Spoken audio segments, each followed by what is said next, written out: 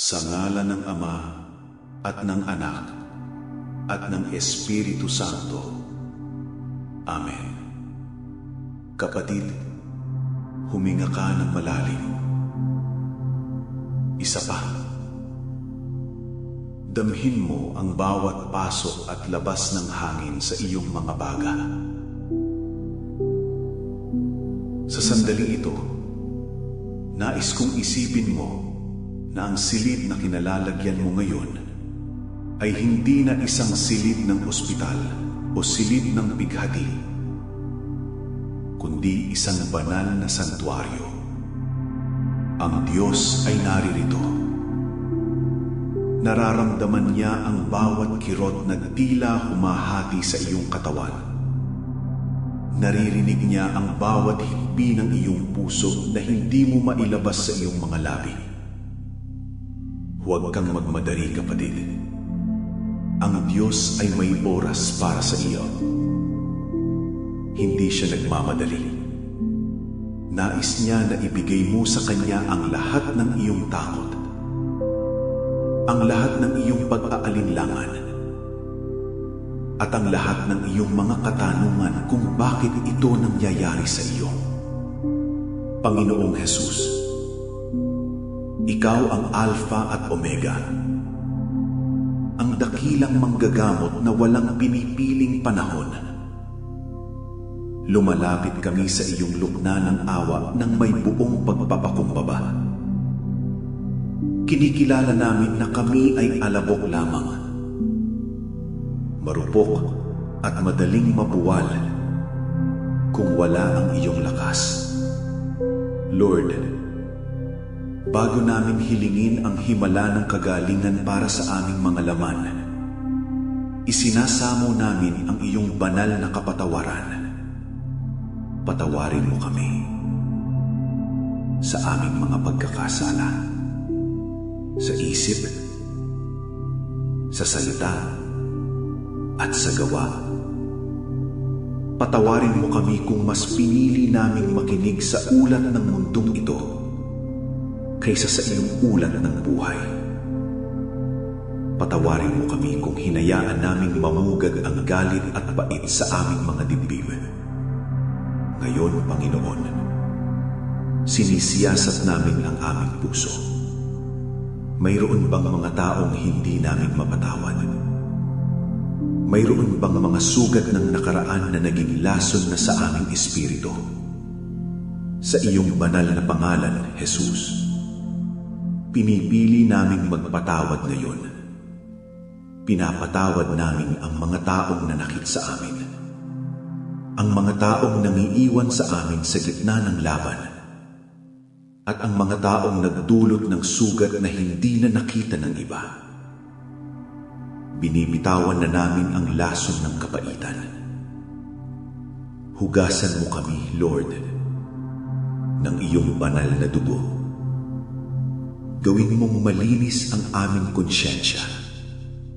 Alisin mo ang anumang espiritual na hadlang na nagpipigil sa daloy ng iyong kapangyarihan. Tinatanggihan namin ang espiritu ng katakutan, ang takot sa diagnosis, ang takot sa kamatayan, ang takot sa kinabukasan ng aming pamilya. Pinalalayas namin ang takot na iyan sa pangalan ni Jesus, sapagkat ang iyong pag-ibig ay nagpapalayas ng lahat ng katakutan. I-relax mo ang buong katawan, mula sa aming noo, sa aming mga balikat, sa aming dibdib, hanggang sa dulo ng aming mga paa. Hayaan mong ang iyong banal na kapayapaan na lampas sa lahat ng pag-unawa ang siyang maghari sa aming buong pagkatao. Handa na kami, Panginoon. Kami ay malinis na sigla na ngayon, handang tumanggap ng iyong dakilang haplos. Manatili ka sa amin, Jesus. Amen. Sa sandaling ito, Panginoong Jesus, Ipinapatong namin ang aming mga kamay sa espiritual na paraan sa bawat bahagi ng aming katawan na may karamdaman. Ikaw ang Divine Architect. Ikaw ang lumikha sa amin. At alam mo kung paano kami aayusin. Inuutusan namin sa bawat selula, bawat tissue, at bawat organ na bumalik sa iyong banal na disenyo ng kalusugan. Mula sa tuktok ng aming ulo, Lord, ayusin mo bawat ugat at bawat bahagi ng aming utak. Sa mga dumaranas ng stroke, neurological disorders o Alzheimer's, inuutusan namin ang bawat neurotransmitter na gumana ng tama. Tunawin mo ang bawat blood clot. Sa mga may tumor o bukol sa ulo, sa init ng iyong banal na espiritu, tunawin mo sila ngayon din. Hanggang sa maglaho at hindi na muling makita pa. Hipuin mo ang aming mga mata. Ibinalik mo ang paningin sa bulag. Kaya ibalik mo ang linaw ng aming mga mata. Alisin ang katarata at glaucoma. Hipuin mo ang aming pandinig. Buksan ang mga saradong tainga. Bumaba ka sa aming mga baga. Ikaw ang nagbigay ng hininga kay Adan. Hingahin mo ng bagong buhay ang mga bagang ito.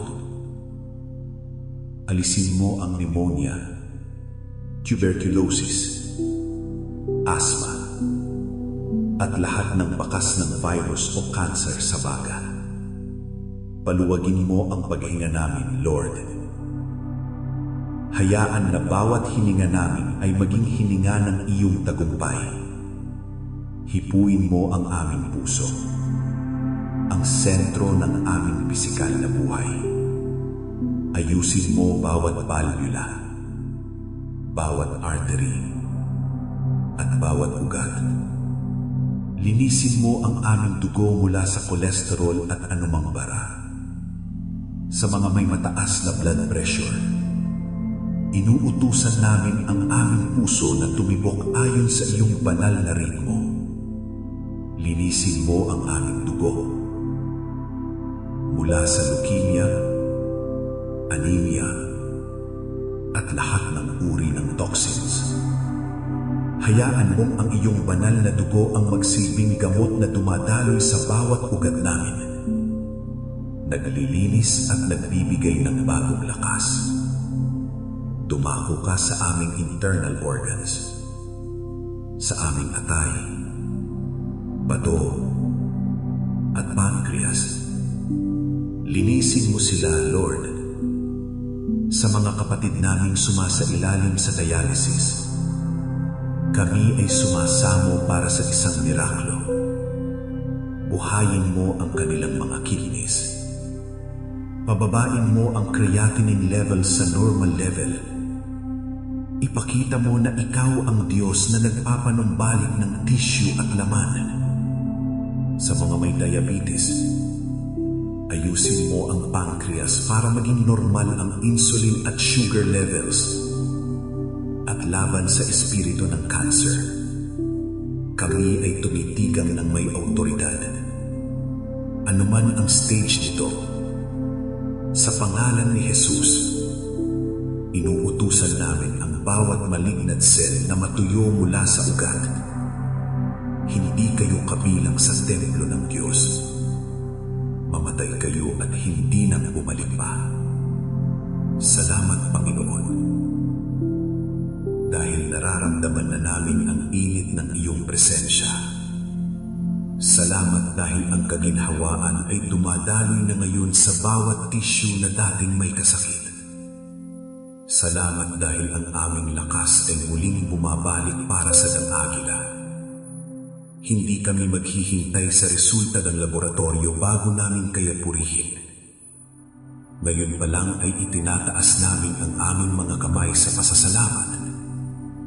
Salamat sa maayos na pagtulog na ibibigay mo sa amin ngayong gabi. Salamat dahil bawat gamot na iniinom namin ay binabasahan mo upang maging mabisang instrumento ng iyong paggagaling. Lord, basbasan mo rin ang mga doktor, nurse at lahat ng nag-aalaga sa amin. Bigyan mo sila ng karunungan at malambot na puso. Pero higit sa lahat, ikaw ang aming pinagtitiwalaan. Hinihiling din namin ang iyong pagpapala sa pamilya ng aming kapatid.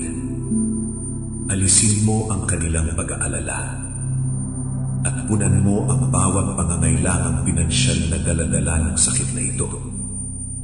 Ipakita mo na ikaw ang aming provider, ang aming Jehovah Jireh. Ipinapahayag namin na ang aming kapatid ay mabubuhay at hindi mamamatay.